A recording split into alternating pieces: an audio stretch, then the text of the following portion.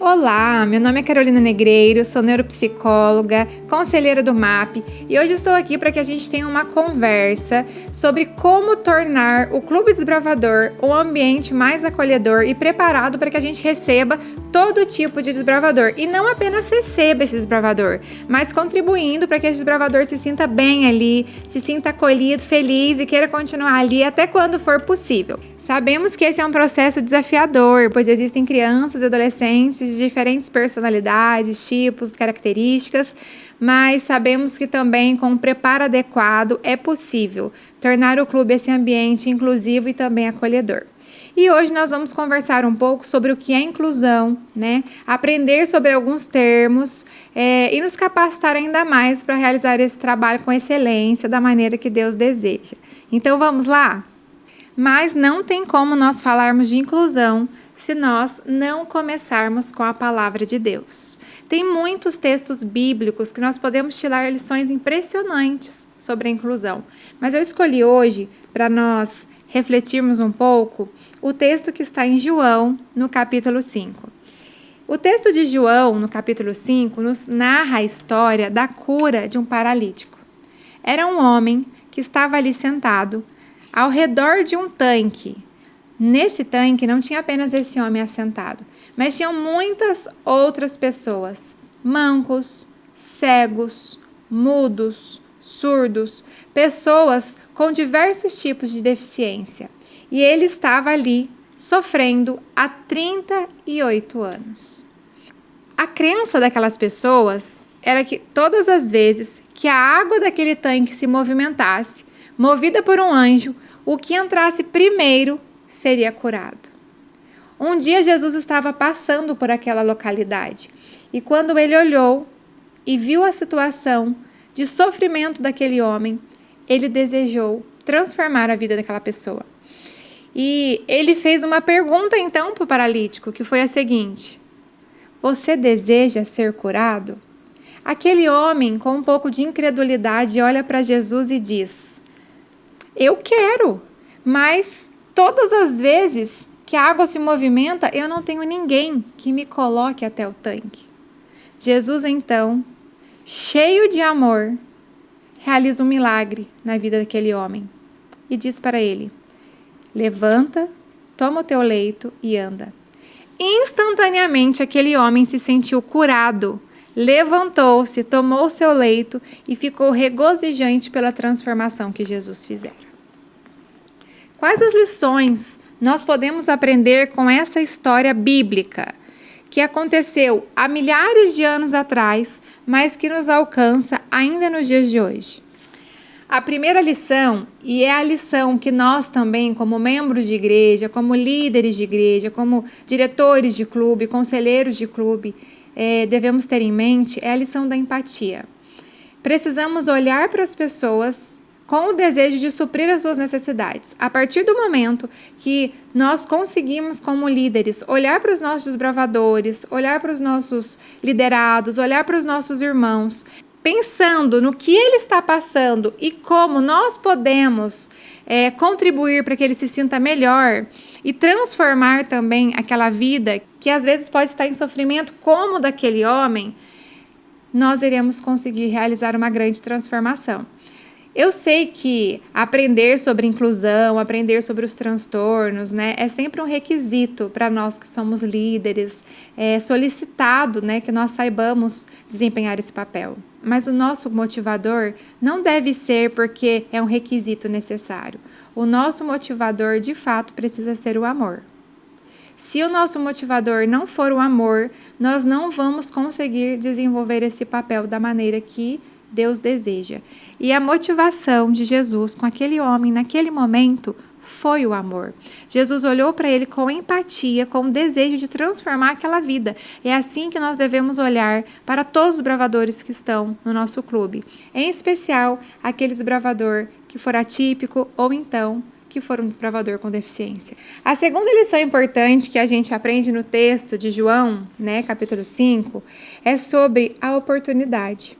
O homem esperou por um milagre por 38 anos, mas Jesus lhe deu a oportunidade de se curar.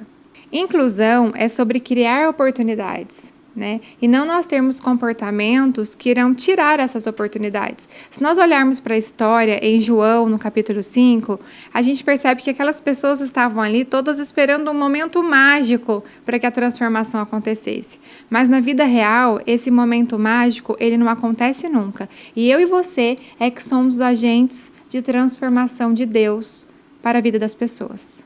A terceira lição importante que a gente aprende com esse texto é sobre acessibilidade. Naquele tanque, apenas o primeiro que entrasse seria curado. Mas acessibilidade é quando todos têm acesso de maneira igualitária, ao mesmo tempo, né, àquele recurso que estiver disponível. E dentro do nosso clube desbravador, nós também precisamos ter essa atitude, né, nos aproximando daquele desbravador que é diferente, que apresenta um funcionamento diferente, mas dando a ele a mesma oportunidade dos demais desbravadores. Inclusão também é sobre acreditar. E quando nós olhamos para o texto de João, capítulo 8, nós percebemos que muitas vezes nem mesmo a própria pessoa acredita mais em si. Aquele homem respondeu incrédulo para Jesus. Mas Jesus acreditou nele quando nem ele mesmo acreditava. E aí a transformação aconteceu.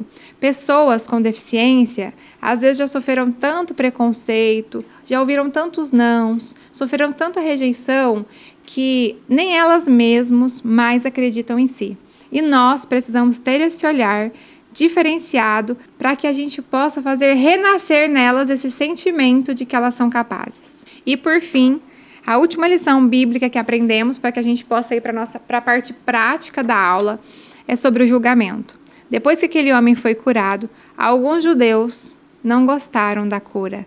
Eles não ficaram felizes pelo fato de o homem ter sido curado no sábado.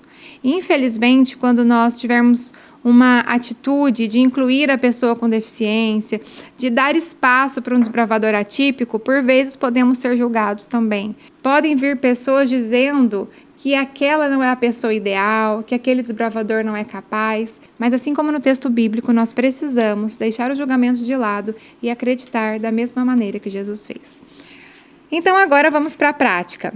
De que maneira, né, de que forma prática, com quais ações nós podemos tornar o nosso clube um espaço mais inclusivo e fazer com que o desbravador, independente de sua característica, né, ou funcionamento, se sinta bem ali. A primeira ação é amar. Sem amor é impossível nós conseguirmos perseverar até o fim. Até porque é o amor que vai motivar que a gente busque conhecimento. E esse conhecimento muitas vezes nós não temos. Mas nós não precisamos ter todo o conhecimento para que a gente consiga colocar a inclusão em prática. A gente precisa ter a intencionalidade. E com o amor estaremos motivados a buscar esse conhecimento. E esse conhecimento vai nos tornar cada vez mais aptos para desempenhar essa função. A partir do momento que a gente amar e a gente clamar a Jesus por esse amor, a gente pode ir então para o segundo passo, né? Que é a busca de informação. Mesmo quando uma pessoa tem o mesmo diagnóstico de outra pessoa, ela não precisa das mesmas coisas que aquela pessoa. Deixa eu te contar uma história que eu li recentemente em um livro que fala sobre pessoas com deficiência e inclusão. O homem do livro era uma pessoa com deficiência que usava cadeira de rodas. E ele comentou que ficava muito feliz quando chegava numa igreja e percebia que essa igreja estava preparada para recebê-lo, né? Tinha rampa, tinha banheiros adaptados, tinha um espaço dentro da nave para que ele, né, se posicionasse com a sua cadeira, tinha acesso de rampa também para o púlpito, para momentos de pregação, participação de louvor, entre outros. Porém, tinha um detalhe. Apesar da rampa ser muito importante, né, como parte do processo arquitetônico de inclusão, ele sentia que todas as vezes que ele ia sair da igreja e ir para sua casa, o melhor lugar para ele, né, voltar para o carro não era pela rampa. Porque quando ele descia pela rampa, a sua perna direita doía muito. Porque forçava o seu nervo justamente onde ele tinha dificuldade. Então, para ele, era melhor subir pela rampa para chegar na igreja e era melhor que ele descesse pela escada, né? Fosse auxiliado para descer pela escada. Mas muitas vezes as pessoas ali no ímpeto de ajudar direcionavam ele para a rampa na hora da descida. Então aqui fica a nossa primeira lição para que a gente consiga lidar com o desbravador, que a gente perceber que tem um funcionamento diferente ou que tiver uma condição diferenciada. É nós perguntarmos, né, para essa pessoa o que ela precisa e não inferirmos. Às vezes na nossa boa intenção a gente infere, né, o que a pessoa precisa e nem sempre o que a gente acha que ela precisa é o que ela precisa. Então você como líder, né, como diretor do clube, como conselheiro, a função número 1 é se informar. E essa informação, ela vem através de contato com a família e com o desbravador. Então, percebeu que chegou um desbravador no clube, preencha a ficha, né? Faça ali as perguntas, pergunte se ele tem ali naquela ficha algum transtorno, se tem algum tipo de deficiência, converse com a família e pergunte para aquela família qual é a melhor maneira que eu poderei ajudar o seu filho a se sentir bem aqui no nosso meio. Quais são os momentos que ele mais precisa de ajuda, né? Quais são as suas maiores dificuldades? Quais são as coisas que mais o incomodam? E essa busca por informação, ela vai nos capacitar para que a gente possa receber esse desbravador. Um outro tipo de busca de informação que nós precisamos realizar é sobre os transtornos, né? Precisamos conhecer o que é autismo, o que é TDAH, precisamos entender o que é a vida, né, de uma pessoa que precisa utilizar uma cadeira de rodas. Muitas vezes precisamos aprender outros tipos de comunicação, né? Uma comunicação alternativa. Às vezes é uma pessoa não verbal, ou às vezes é uma pessoa que não escuta, então ela não consegue se comunicar da mesma maneira que nós. Então a gente precisa buscar essa informação e se capacitar. Mas mesmo que você não seja plenamente, né, capacitado, e talvez você pense, nossa, vai ser tão difícil lidar numa situação assim. Lembre-se que primeiro você precisa ter a intenção. E a partir do momento que você tiver a intenção, né, através do amor, da busca do conhecimento, vai vir a capacitação e esse processo vai se tornando mais fácil.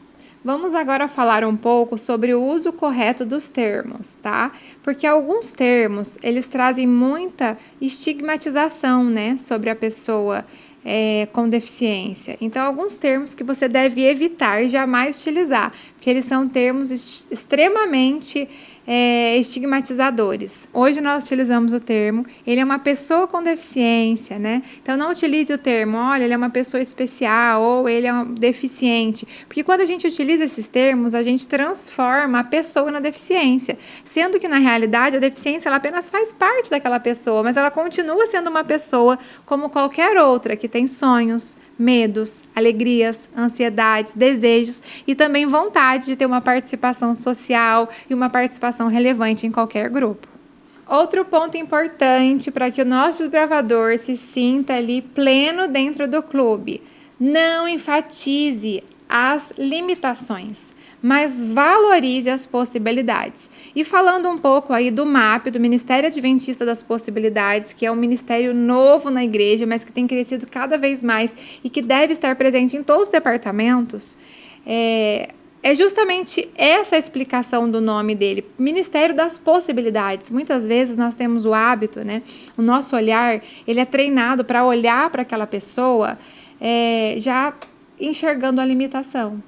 E o que nós precisamos é olhar para aquela pessoa a despeito das suas limitações e tentando enxergar as possibilidades. E quando a gente consegue enxergar essas possibilidades, a gente faz com que a própria pessoa também enxergue. Assim ela se sente pertencente, valorizada, né, e inserida de fato naquele grupo.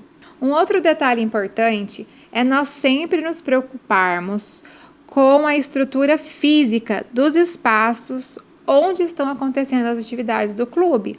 Quantas vezes, né, um desbravador, por exemplo, um desbravador que tem alguma dificuldade de movimentação, ou um desbravador que tem alguma alteração no perfil sensorial, como as crianças, adolescentes com autismo, né, e vão participar de um evento e aí não tem naquele evento as possibilidades para que ele se sinta confortável naquele ambiente. Ele não vai conseguir ficar todo o tempo, né? Às vezes naquele culto social, naquela programação barulhenta, ou às vezes ele vai precisar utilizar o banheiro. Então, antes de irmos a esses eventos ou de realizarmos qualquer atividade com o clube, nós precisamos estar atentos para que as barreiras arquitetônicas sejam rompidas e também as barreiras sociais, as barreiras de todos os outros aspectos que podem afetar aquele indivíduo. E isso exige uma preparação prévia, né? Então, a gente não vai resolver esse problema quando ele acontecer. Então, vai ter um evento, eu já busco fazer um mapeamento de quem são essas crianças, né, que têm alguma deficiência,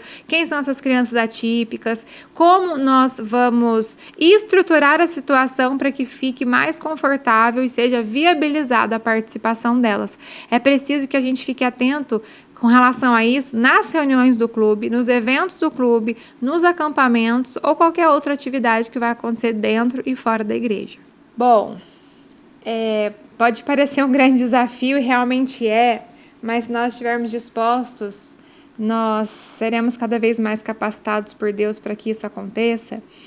E agora, neste momento, eu gostaria de caminhar para que a gente falasse um pouco sobre as diferenças, né? Porque é importante a gente conhecer sobre as diferenças das nomenclaturas, dos transtornos, para que a gente também saiba propriamente como lidar com isso na hora ali, né, na prática. Então, vamos começar distinguindo os termos, ok? Nós já falamos um pouco sobre os termos estigmatizados, né, que geram estereótipos sobre a pessoa como deficiente, como pessoa especial, né, e que a gente deve usar o termo pessoa com deficiência. Muitas vezes a gente ouve também o termo atípico, né? Nossa, ele é uma criança atípica. Talvez pode chegar um pai, uma mãe e dizer assim para você, olha, ele é uma criança atípica. O que é uma criança atípica? Uma criança atípica é uma criança que não é típica, né? É o contrário de típica, ela é atípica. E o que isso significa? Significa que é uma criança, né, um adolescente que não alcançou os marcos do desenvolvimento. O que são marcos de desenvolvimento? Andar, falar, sentar, socializar-se. Ela não alcançou esses marcos no tempo que geralmente todas as outras crianças alcançam, né? Então, ela alcançou esses marcos de desenvolvimento tardiamente ou, às vezes, ainda nem alcançou algum marco de desenvolvimento. Então, ela é uma criança ou adolescente atípico, tá? Nós também usamos o termo pessoa com deficiência, e aí você pode se perguntar, será que toda pessoa atípica é uma pessoa com deficiência? Não, tá bom? A atipicidade pode apontar para uma deficiência, tá bom? Mas não necessariamente que a pessoa atípica, ela vai ser uma pessoa com deficiência, tá? Por exemplo, uma pessoa que não alcançou ali os marcos de desenvolvimento da fala, né? E aí, inicialmente, ele nos anos iniciais, acabou recebendo o diagnóstico de transtorno do espectro autista, tá? Então, ela é uma criança, né, que teve um desenvolvimento atípico, ou seja, alcançou os marcos de desenvolvimento no momento, né, posterior ao esperado, e a partir do momento que ela fez um diagnóstico, né, ela teve então ali um diagnóstico de autismo, que hoje é considerado também uma pessoa com deficiência, tá? Mas nem sempre essa tipicidade vai apontar para uma deficiência, tá? Apenas em alguns casos, então são termos assim diferentes. Nós utilizamos também o termo neurodivergente. Ah, olha, ele é neurodivergente. O que significa uma pessoa neurodivergente? É uma pessoa que tem um funcionamento cerebral diferente do funcionamento típico, tá bom? Resumindo, pode parecer um pouco confuso, mas para que a gente possa compreender melhor, nem toda pessoa atípica é uma pessoa com deficiência, mas a tipicidade pode apontar para uma deficiência, ok? E um cérebro neurodivergente é um cérebro que tem um funcionamento diferente, né, das pessoas típicas, ou seja, da maioria das pessoas, ok? Um assunto que é um pouco delicado, mas às vezes a gente presencia nas reuniões de clube ou às vezes no acampamento, são líderes que estão despreparados e têm falas preconceituosas com relação àquela criança que tem um funcionamento diferente. Então, por exemplo, falas como, nossa, como que esse menino é chato? Você já percebeu que esse menino reclama de tudo? Ou então, nossa, ninguém aguenta mais as frescuras desse menino ou dessa menina. Olha, tudo ele tem um jeito específico de fazer, tudo ele quer fazer a modo dele. Ou então as falas, nossa, essa menina não sabe se relacionar com ninguém. Ela arruma confusão com todas as meninas do clube, está todo o tempo arrumando confusão.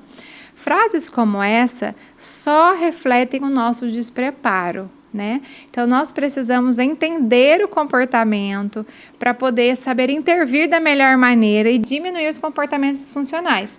É claro que, por exemplo, um adolescente com autismo, uma criança com autismo, vai sim ter a presença de comportamentos disfuncionais. É esperado, porque faz parte do transtorno. Por exemplo, no transtorno do espectro autista, a criança tem um déficit social muito grande, né? Ela tem uma rigidez cognitiva muito grande. Então, muitas vezes ela vai ter dificuldade de seguir regras, ela vai ser uma criança que vai acreditar que fazer as coisas do próprio modo é mais fácil.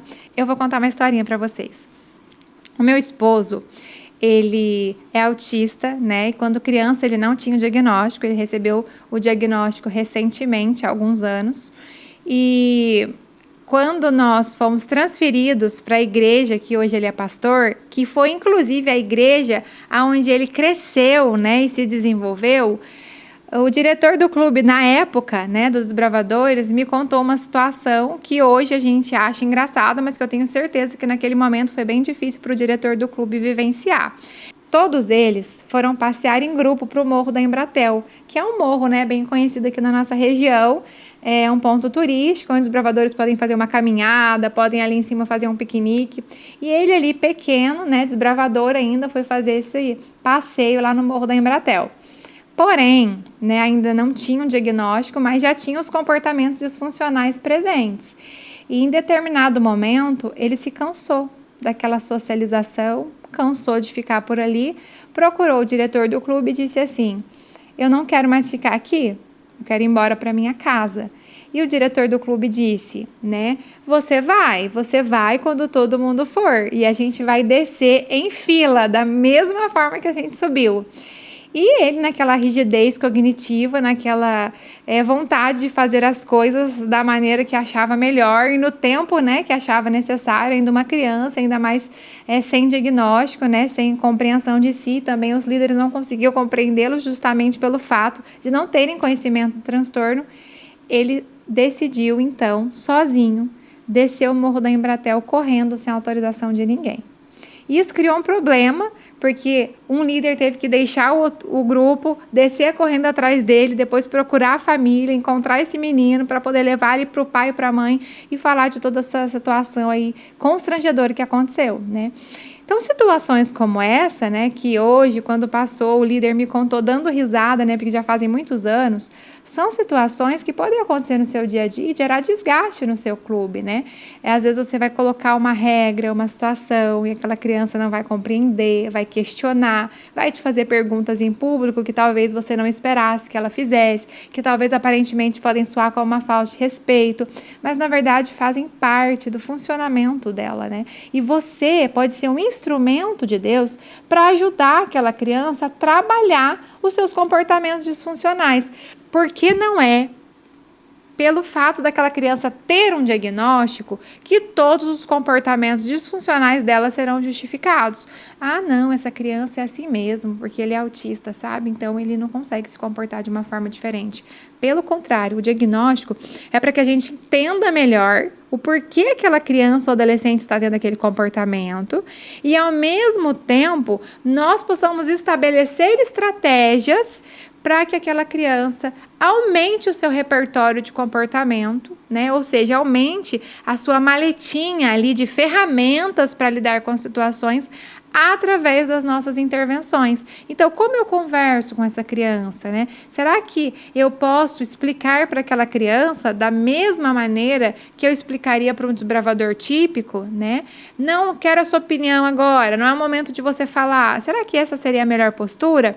Então, assim, nós temos que realmente nos aprofundar no conhecimento e hoje nós temos aulas muito relevantes, aulas confiáveis, aulas realmente de boa qualidade, disponíveis na internet, em instituições que têm aulas sobre TDAH, autismo, aulas que vão nos ajudar a nos aprofundar sobre o tema, para que a gente tenha uma prática melhor e são gratuitas. Então é necessário essa busca, né, por parte de nós que fomos colocados ali como líderes. E sem contar que quando nós temos um comportamento, né, que é um comportamento de despreparo para lidar com aquela situação, pode gerar um distanciamento naquele desbravador que pode ser irreversível, né? Não só distanciando a família, mas também distanciando o desbravador para que ele não queira retornar ao clube, né? E quanto mais o nosso clube tiver espaço para todos os tipos de pessoas, mais inclusivo ele será e mais de acordo com a vontade de Deus ele estará funcionando.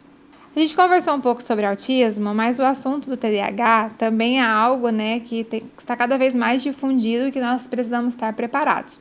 Você sabe o que é TDAH? TDAH, assim como o autismo, é um transtorno do neurodesenvolvimento. Sabe o que é transtorno do neurodesenvolvimento? Transtorno do neurodesenvolvimento são aqueles que começam nos anos iniciais da vida da criança, ou seja, a criança já nasce com ele e ele é manifestado ali desde a primeira infância. Nem sempre o diagnóstico acontece na primeira infância, né?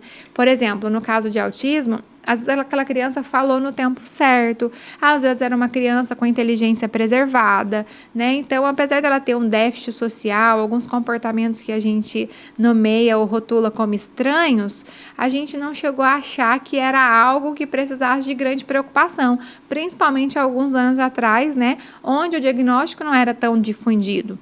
Mas, quando aquela criança foi crescendo e chegou ali na adolescência, ela começou a enfrentar demandas que ela já não dava mais conta, né, de socialização, com relação às suas emoções, né, com relação à compreensão de si, mas não significa que aquele não seja um transtorno que tenha começado na infância. Muitas vezes ele não foi apenas identificado, tá? Então, o TDAH, assim como o autismo, também é um transtorno do neurodesenvolvimento. Nós temos 3 tipos de TDAH. Nós temos o TDAH desatento, o TDAH hiperativo impulsivo e o TDAH combinado, que a gente fala que é o combo das duas coisas junto, tanto da desatenção como da impulsividade. Agora imagina quando você tem aí no clube, na sua unidade, um desbravador com TDAH combinado, né? Imagina se for ali um TDAH combinado e que não é nem leve, às vezes é um TDAH até mais grave. Esse desbravador vai ter muita dificuldade de seguir os comandos, ele vai ter dificuldade ali na hora da ordem unida, ele vai ter dificuldade na hora de ficar quieto, ele vai ter dificuldade na hora de esperar a sua vez para falar, ele vai ter dificuldade na sua organização no acampamento.